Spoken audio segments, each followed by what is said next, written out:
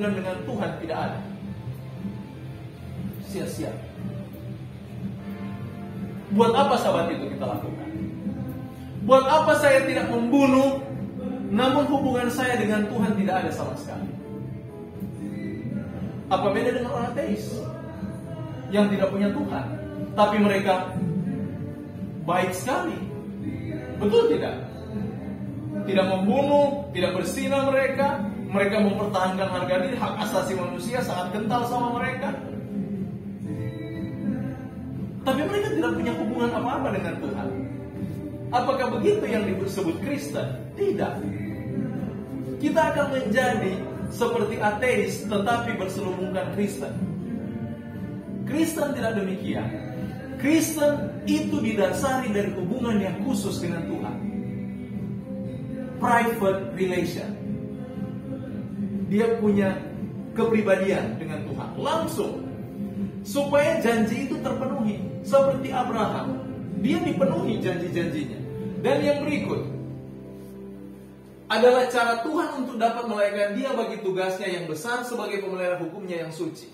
Jadi tujuan Tuhan panggil Abraham keluar supaya hukum-hukum Tuhan terpelihara dengan baik. Itu yang saya katakan tadi. Tanpa Abraham keluar, dia mencintai dunia daripada berhubungan dengan Tuhan, dia tidak akan pernah dapat janji-janji itu. Makanya hukum-hukum itu dapat terpenuhi hanya dengan hubungan, dan tinggalkan apa yang kita anggap baik di atas dunia ini.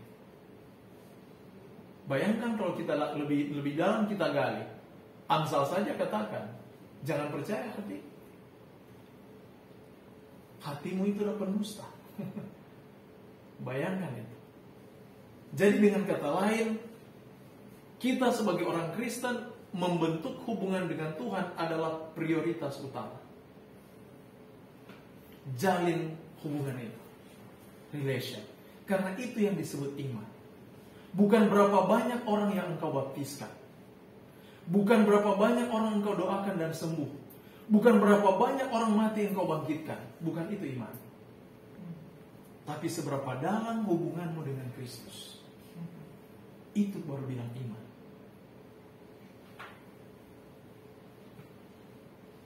Dan yang ketiga, coba baca Ulangan 6 ayat 4 dan 5. Yang dalam bahasa Ibrani dia sebut dengan syama. Syama, dengar, dengarlah, turutilah, obey. Itu syama. Coba buka di dalam Ulangan pasal 6 ayat 4 dan 5. Boleh tolong bacakan. Ulangan pasal 6 ayat 4 dan 5. Coba baca. Dengarlah hai orang Israel. Tuhan itu Allah kita. Tuhan itu Esa. Kasihilah Tuhan Allahmu dengan segenap hatimu dan segenap jiwamu dan dengan segenap kekuatanmu. Biasa pasal ini Shema, artinya bukan hanya dengar, turuti, obey. Ini menjadi dasar utama di dalam seluruh kitab Taurat. Orang Israel sudah mengerti arti iman, cuma belum ada muncul kata iman dalam perjanjian lama. Tetapi dia punya poros iman itu sudah kelihatan. Ketika pasal ini selalu dibacakan tiap hari Sabat. Kasihi Tuhan Allahmu dengan apa? Segenap. Apa maksudnya? Hubungan. Jadi orang Israel ditarik kepada hubungan yang intim dengan Tuhan. Makanya itu alasan kenapa Tuhan bilang, aku akan tinggal di tengah-tengah kamu. Yesus datang, Immanuel, Allah beserta kita. Saudara lihat, yang menjadi akar utama, pikiran utama di sana adalah Allah sementara menarik umat kepada hubungan dengan Dia.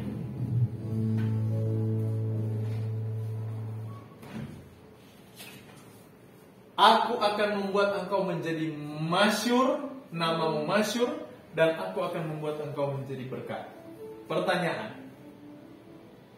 dari kedua pernyataan di atas mana yang tepat? Janji yang akan dihasilkan oleh iman atau janji ini yang dikerjakan oleh iman? Ketika Tuhan katakan, aku akan membuat engkau menjadi berkat, menjadi masyhur. Ini konsep berpikir, filsafat berpikir. Mana yang benar dari dua pernyataan ini? Janji ini dihasilkan oleh iman atau hubungan, atau janji ini dikerjakan oleh iman?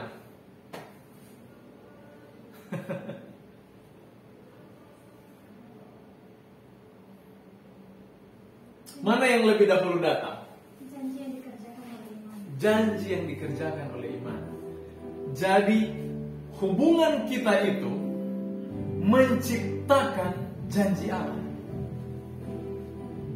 Lihat urutannya kan, dia bilang, pergi dari negerimu, dari sanak saudaramu, rumahmu, rumah bapamu, ke negeri yang akan kutunjukkan padamu. Aku akan membuat engkau menjadi bangsa yang besar. Aku akan membuat. Tuhan suruh keluar dulu, baru dia bilang, aku akan membuat. Ada janji. Janji ini hanya dapat dipenuhi kalau ada iman, hubungan. Sementara hubungan ini ada, hubungan ini menciptakan janji ini. Coba perhatikan dalam kitab Yohanes pasal 14 ayat 15. Ini sering kita dengar. Dia katakan, jikalau kamu mengasihi aku, kamu akan menuruti segala perintah. Saya mau tanya, mana lebih dahulu datang? Memenuhi perintah atau mengasihi Yesus? Dari ayat itu. Jika engkau mengasihi aku, maka kamu akan menuruti segala perintahku. Mana lebih dahulu datang? Mengasihi dulu atau perintah? Perhatikan baik-baik bahasanya. Mengasihi dulu. Jika kamu mengasihi aku, maka kamu akan menuruti segala. Jadi itu perintah Allah itu dikerjakan oleh mengasihi Yesus, iman. Dapat yang punya konsep.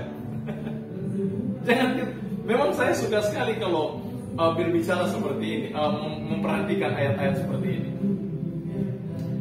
Konsep berpikirnya jelas.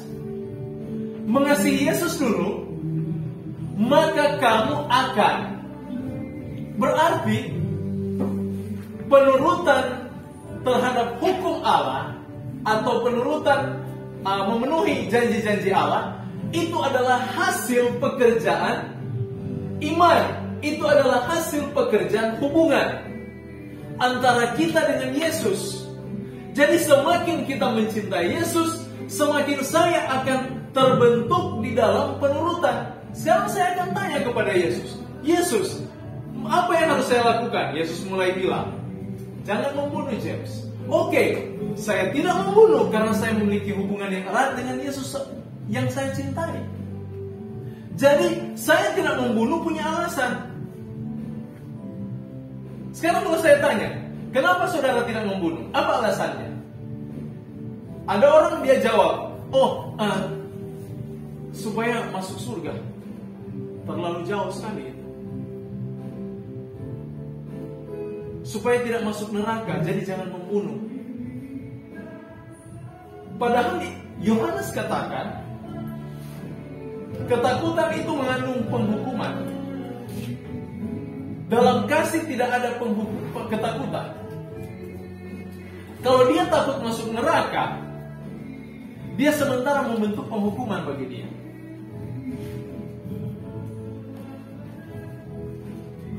Kalau dia takut masuk neraka, dia sementara membentuk penghukuman bagi dia. Dapat dia punya konsep? Jadi kalau kenapa tidak membunuh? Alasannya tepat. Saya mencintai Yesus saya. Baru itu tepat. Jadi alasan saya tidak membunuh karena saya punya hubungan khusus dengan Yesus. Saya tahu dia tidak suka itu. Dan aku mencintai dia. Karena saya mencintai, saking besarnya cinta saya sama Yesus, semua yang dilarang ini memang saya nggak mau. Tidak ada sen sama sekali. Saya tidak punya perasaan untuk melakukan ini. Mati rasa. Mati rasa terhadap apa? Terhadap dosa. Tidak mau lagi dilakukan itu. Jangan kita seperti Hawa. Kenapa Hawa mau dekat-dekat? Karena keinginannya ada di situ. Coba dia mencintai Tuhan melebihi segala sesuatu. Tidak ada dia mau dekat-dekat di situ. Sama dengan kita kalau ke mall, dapat uang dari suami untuk uang belanja. Kalau kita mencintai suami kita, uang itu memang untuk makanan suami saya. Mau nggak saya singgah di toko tas atau toko sepatu? Enggak kan? Fokus kita akan kepada mana? Kepada suami yang kita cintai. Yang akhirnya keinginan saya yang suka sepatu, suka tas, suka dompet, suka baju baru, hilang semuanya. Jadi walaupun lewat toko tas, saya tidak akan singgah itu. Fokus saya mencari makanan untuk suami saya. Lihat itu, ketika fokus pikiran itu kepada cinta Tuhan, segala sesuatu yang menyangkut bukan kebutuhan Tuhan, kita tinggalkan. Jadi mengapa orang Advent kuduskan Sabat? Bukan supaya masuk surga. Masuk surga atau tidak, itu urusan Tuhan. Tetapi kita belajar untuk membentuk iman. Membentuk hubungan. Seberapa besar hubungan kita dengan Tuhan dan bagaimana kita menghargai Dia. Di situ kita punya konsep berpikir sebenarnya. Orang Kristen harus di situ. Righteousness by faith atau pembenaran oleh iman. Ini pembenaran yang diakibatkan oleh karena hubungan. Dan ingat, di dalam kitab Kejadian pasal 12, siapa yang lebih dahulu menjalin hubungan? Tuhan atau Abraham? Siapa yang lebih dulu bersuara? Tuhan atau Abraham dalam pasal 12 ini? Tuhan. Tuhan yang duluan membuat hubungan. Makanya iman itu datang dari Tuhan. Itu yang Yohanes katakan. Coba buka dalam kitab 1 Yohanes. Kitab 1 Yohanes dia katakan begini. 1 Yohanes pasal 4.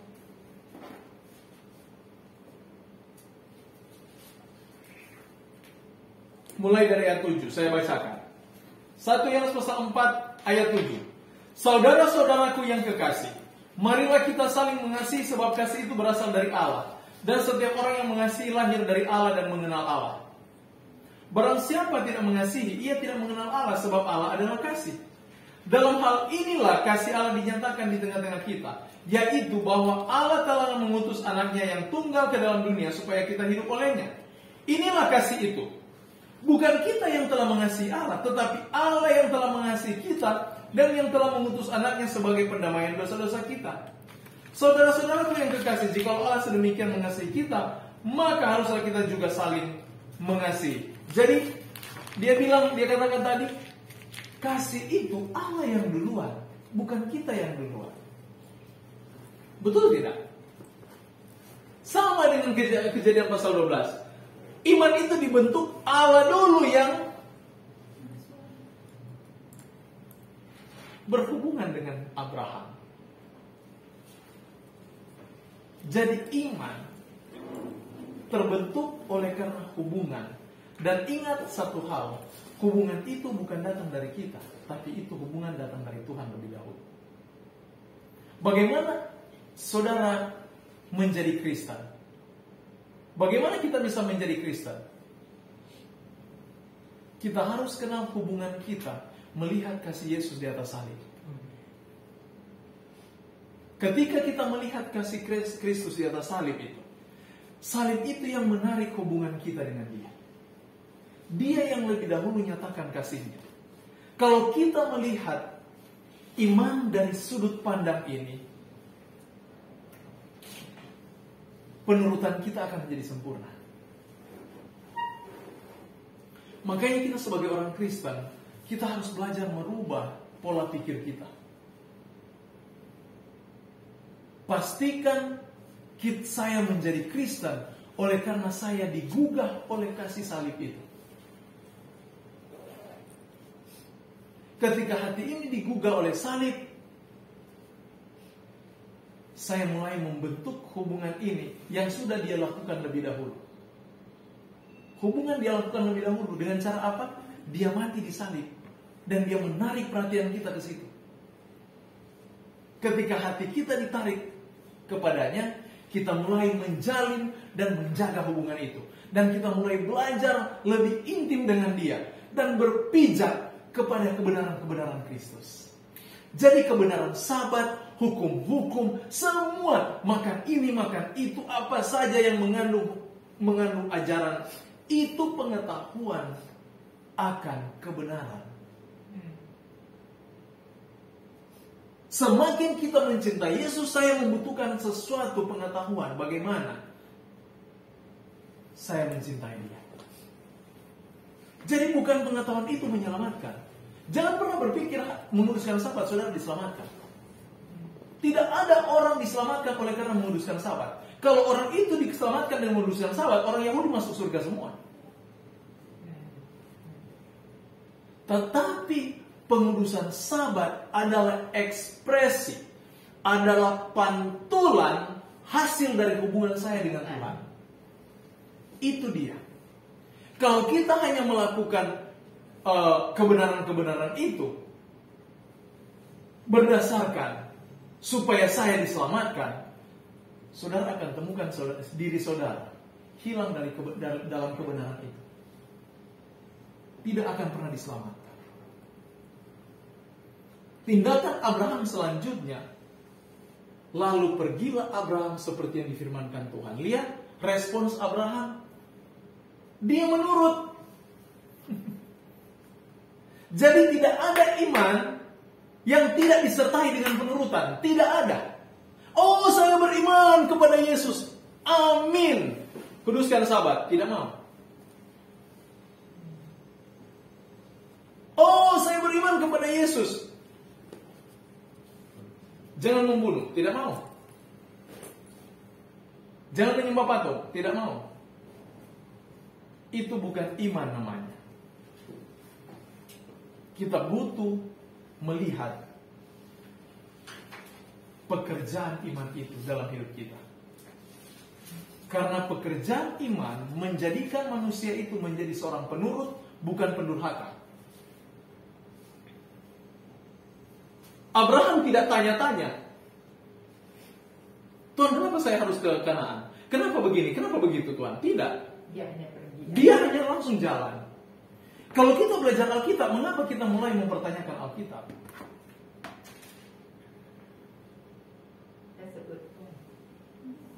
Betul tidak? Banyak orang mulai menggunakan bahasa teologi untuk berdalih dari apa yang sudah dinyatakan. Alkitab ini anak kecil pun dapat paham.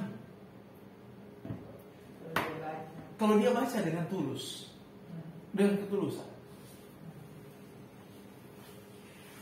Kita harus melihat dengan mata iman. Itu biasa kita dengar ya. Sekarang saya mau tanya, kalau kita datang kepada definisi iman itu sendiri, ketika kita katakan mata iman, artinya mata hubungan. Iya kan? Seberapa dalam hubungan kita dengan Tuhan kalau begitu? Jadi, pertama, orang itu ketika dikatakan pembenaran oleh iman, ini adalah pernyataan langsung di mana Allah yang membentuk hubungan. Sekarang kita sudah berada dalam iman, berada dalam hubungan itu. Apa langkah selanjutnya? Penurutan. Kalau kita katakan kita beriman, kita memiliki hubungan dengan Tuhan, dan tidak ada penurutan, makanya Yakobus katakan pembohong. Karena iman itu harus dikerjakan. Karena iman memiliki pekerjaan di dalamnya. Pekerjaan iman adalah membentuk pribadi itu menjadi penurut, bukan pemberontak. Jadi kalau saya tidak membunuh, puji nama Tuhan. Mengapa? Karena I love my Jesus. Bukan supaya saya masuk surga. Betapa cinta diri. Saya tidak membunuh, saya tidak mencuri, saya tidak berzina supaya saya masuk surga. Itu kan cinta diri. Karena yang dia pikir senang-senang. Dirinya ya. Untuk dirinya supaya senang. Kan dia berpikir surga itu senang. Tapi kalau kita sudah mengerti, paham ini, memahami ini, saya sendiri waktu saya belajar, sekarang surga tidak ada arti dalam hidup saya. Buat apa saya ke surga dan Yesus tidak di sana? Kita harus belajar dari hari ini untuk mencintai Yesus itu setiap hari. Oleh sebab itu satu-satunya kenapa kita mau ke surga, karena kita mau bertemu dengan orang yang saya berhubungan selama ini yang saya tidak pernah lihat. Tidak pernah lihat. Nah, itu Dia penuh kasih. Jadi maksudnya kita yang dia selamanya terbuka kan, tangannya terbuka terus. Dia sudah dilobangin tangan kaki, itu yang dia kasih lihat, itu pasti ya ternyata. Jadi tinggal terserah kita mau. Nanti di surga tangannya tetap bolong. Tetap bolong. Oh. Itu kasih yang dinyatakan. Maksudnya kenapa ya? Kok tetap bolong? Itu menjadi monumen kekekalan. Bukti atas penebusan. Itu dosa kita. Makanya dosa tidak akan ada lagi. Kan itu di surga bolong gitu. Bolong. makanya cerita waktu dia tunjukin ke Thomas tuh really itu deh. Memang bolong benar itu. Maksudnya dia tunjukkan bahwa itu menyadar bahwa itu pikiran manusia yang kayak sekarang kalau kita kasih relevansinya. Makanya sebagai orang Kristen, Udah mesti pergi. Sorry ya, sorry itu sendiri di rumah. Oh, Jadi iya. kita nggak apa, aku udah mesti pulang. Iya, iya. Iya, Biar nggak apa-apa ya, iya. Mama ya, gitu. Iya. orang Kristen yang kita butuhkan adalah hubungan ini. Kalau hubungan ini erat, penurutan kita sempurna. Tapi kan ada pertanyaan gini kan Kak. Oh, saya nggak bersaksi dusta atau saya nggak membunuh karena kenapa?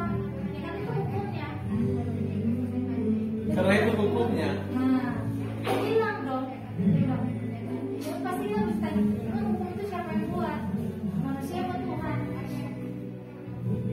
Pertanyaannya kan bilang, itu kan hukum Taurat. Iya. Saya kalau pribadi ya karena hukum. Jadi itu hukum yang kita sebut hukum, sebenarnya itu bukan hukum, itu janji. Karena dia diletakkan di tabut perjanjian,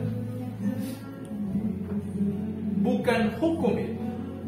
Kalau hukum kamu buat, kamu tidak buat, saya cambuk, itu hukumnya. Tapi itu kan bukan hukum. Bahasa aslinya dia bukan do not, jangan. Bahasa Indonesia kan jangan.